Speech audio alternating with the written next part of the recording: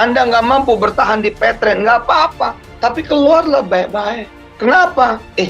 Jaga-jaga, saya jadi presiden 2024. Masa lu musuhin gua?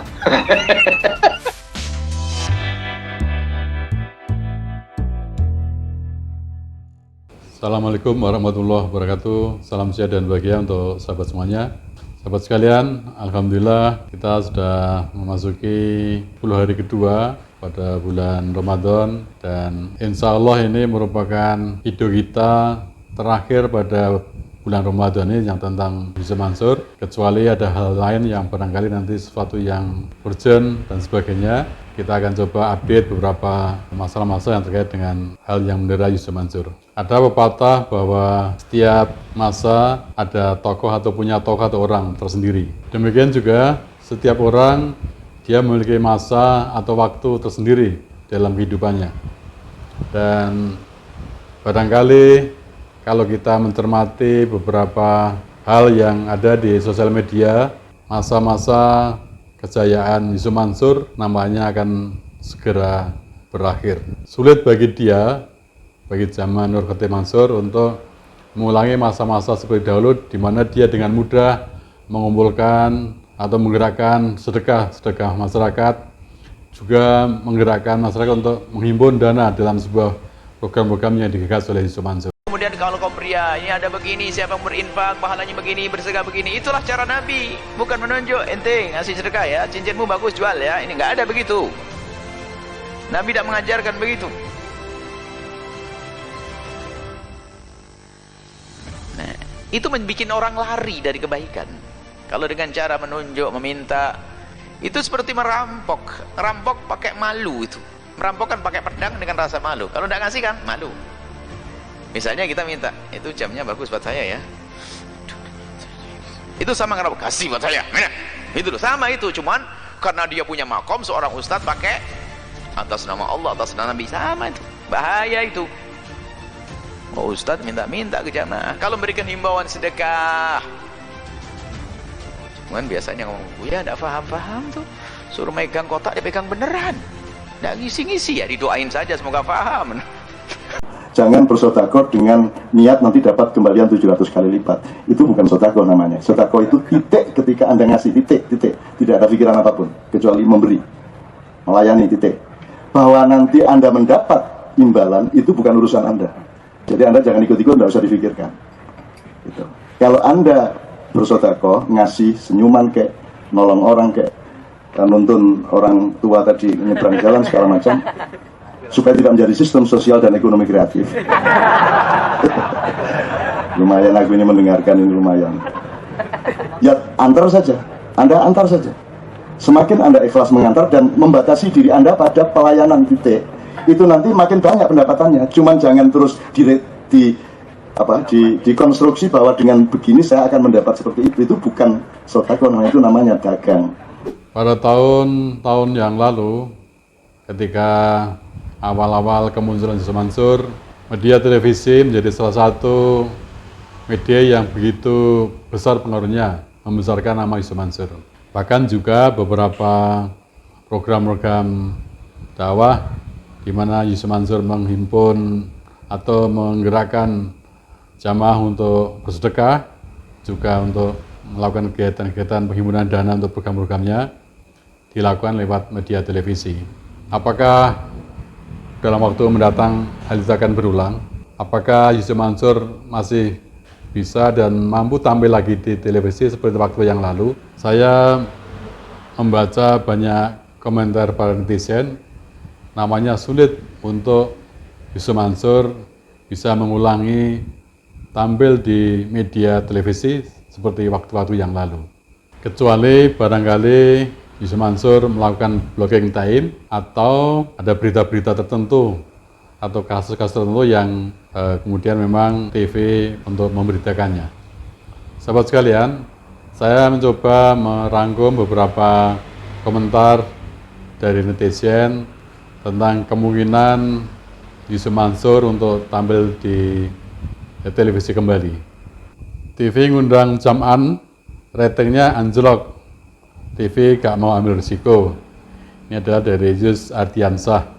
Ini dari Iwan 123. Semoga saja selamanya tak masuk TV lagi. Mengapa demikian?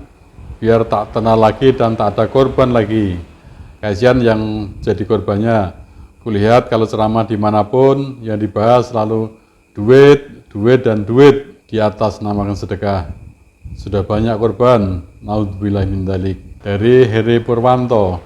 Bagus kalau nggak tampil di TV daripada menyebarkan virus pembohong. Dan juga dari Yunus Julian Sam, baiknya Ustadz penipu umat ini jangan dikasih panggung oleh seluruh TV di Indonesia karena korban penipuan sedekahnya sudah terlalu banyak. Lalu ada juga dari Iqbal Muhammad, kami netizen gak mau lagi Yusuf Mansur atau zaman ini masuk TV lagi, ajarannya bahaya, bisa habis harta umat.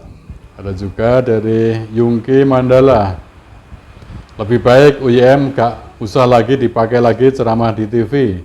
Memalukan, banyak kasus yang bikin Islam tercoreng. Sahabat sekalian, tentu komen-komen dari netizen tadi adalah barangkali belum mencerminkan seluruh harapan masyarakat Indonesia.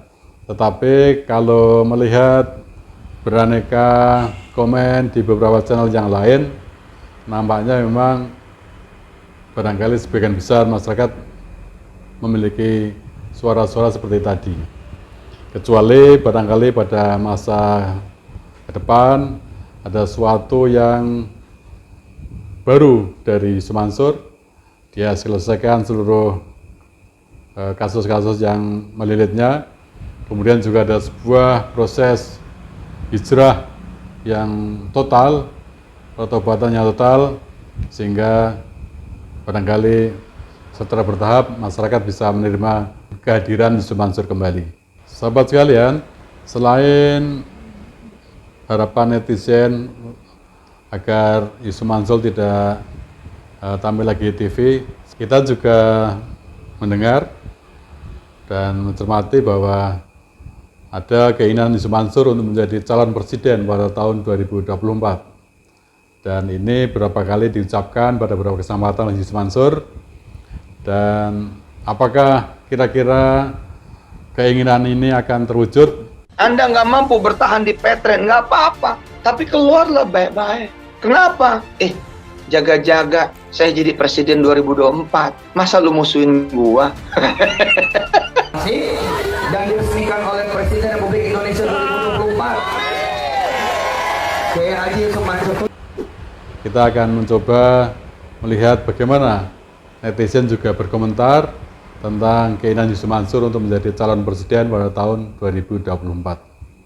Antara lain dari Haspan Hamdan, apa mungkin parpol mengusung tukang palak untuk jadi calon presiden dan rakyat Indonesia mau punya presiden penipu dan residivis? Ini ada dari C. Lavindo. Wajahnya sama dengan Fir'aun. Allah tidak akan pernah mengizinkan kamu untuk memegang Indonesia. Yang berhak memegang Indonesia orang-orang yang amanah, bukan orang yang rakus, tamak, gila harta, suka aniaya hidup orang lain. Ada lagi dari Ani Hiryani, dipimpin yang baik jujur aja repot, apalagi dipimpin YM. Ada dari Fakih Abror, Sur, ngaca dulu dengan seksama. Lagi banyak kasus mau bermimpi jadi calon presiden. Emang sih siapa saja boleh bermimpi atau bercita-cita jadi apa saja. Tapi introspeksi dulu, jangan hanya modal nekat sama uang saja. Setidaknya kasus lu selesaikan dulu.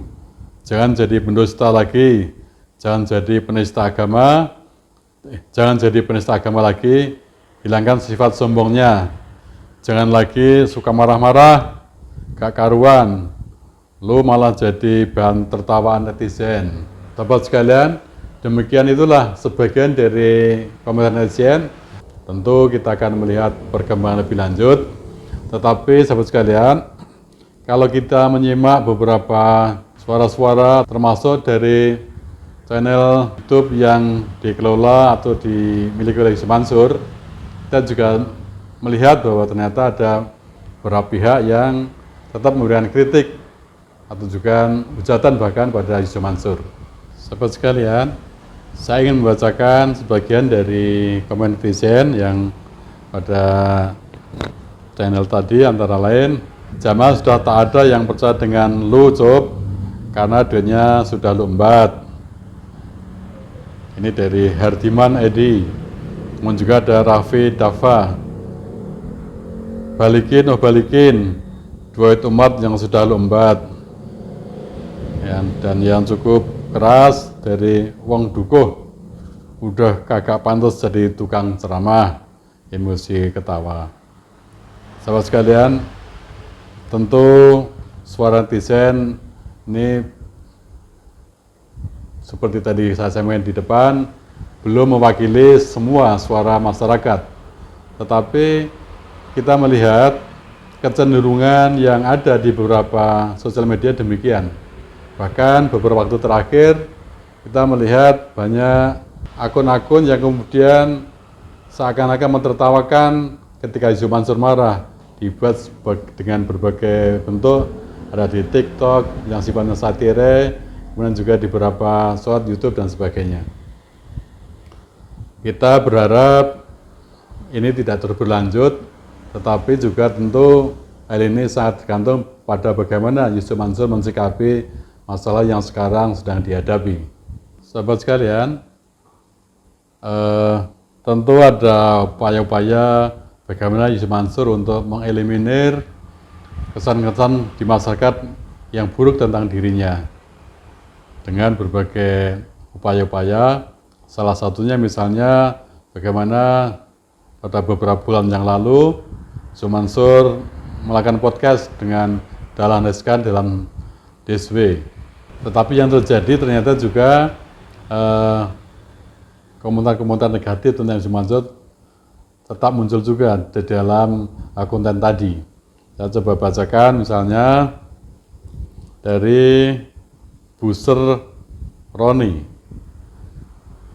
Dari podcast ini Ucup pantas menerima hadiah Nobel di bidang ilmu penghiburan atas temuannya yang menyatakan bahwa darah mempunyai memori yang bisa ditularkan ke penerima donor. Dari Gusti AR, saya berkomentar, ya relatif halus, padahal ini tahu hati seseorang, berpura-pura bodoh padahal beliau cerdas, menguliti, sihat selalu Pak Dahlan Iskan.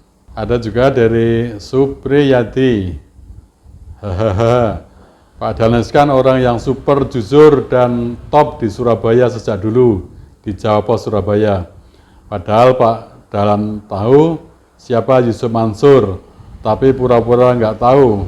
Sihat selalu Pak Dahlan dan panjang umur. Sahabat sekalian, tentu kalau kita sampaikan beberapa hal tadi, kita tidak bermaksud untuk melakukan fitnah atau menjelek-jelekan, tidak. Tetapi kita ingin menyampaikan itulah realita bagaimana pandangan netizen, pandangan masyarakat secara umum terhadap seorang pendakwah Yusuf Mansur.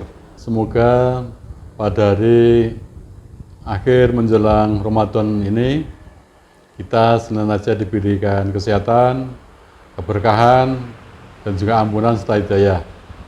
Demikian juga mudah-mudahan saudara kita Yusuf Mansur bisa segera menyelesaikan masalah-masalah yang dihadapi dan semua itu menjadi pelajaran bagi kita semuanya. Sahabat sekalian, sekiranya apa yang kita sampaikan bermanfaat, silakan untuk subscribe, like, komen, dan share. Mudah-mudahan SK21 semakin berkembang dan bermanfaat bagi kita semuanya. Salam sehat dan bahagia sahabat semuanya. Assalamualaikum warahmatullahi wabarakatuh.